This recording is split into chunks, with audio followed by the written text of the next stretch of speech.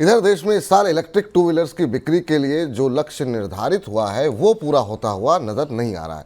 Electric two wheelers की कीमतें बढ़ने की वजह से इस साल इनकी बिक्री पर असर पड़ा है।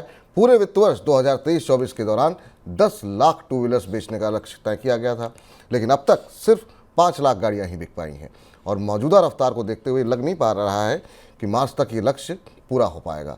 सर, ये ईवी गाड़ियां बिक क्यों नहीं रही? टू व्हीलर्स की बिक्री का पूरा लक्ष्य पटरी से उतर गया। अगर 2 साल पहले से आप देखें तो नीति आयोग लगातार कह रहा था कि भारत टू व्हीलर नेशन है और अगर यहाँ बड़ी संख्या में इलेक्ट्रिक टू व्हीलर्स ले आए जाएं और पेट्रोल से चलने वाले टू व्हीलर्स बाहर कर दिए जाएं तो प्रदूषण में कमी आ सकती है।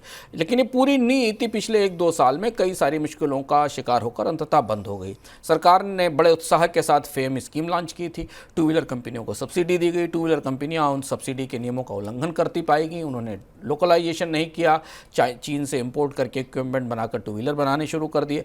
भारत में एक साथ टू व्हीलर्स की बिक्री भी बढ़ी। बर्बाद में सरकार को रियलाइज़ हुआ कि स्कीम तो अपने मकसद में सफल नहीं हुई। जब सब्सिडी खत्म हो गई तो कीमतें बढ़ गई और कीमतें बढ़ने के बाद लोग अब टू व्हीलर्स को लेने के लिए आगे नहीं आ रहे हैं। दूसरा पहलू ये भी है कि भारत में इलेक्ट्रिक वाहनों पर सब्सिडी के पैरेलल भारत में इलेक्ट्रिक चार्जिंग नेटवर्क अभी तैयार नहीं है। उस तरीके की चार्जिंग सुविधाएं उपलब्ध नहीं हैं जो भारत में बड़े स्तर पर ईवी या इलेक्ट्रिक व्हीकल्स के इस्तेमाल को आसान बना सके।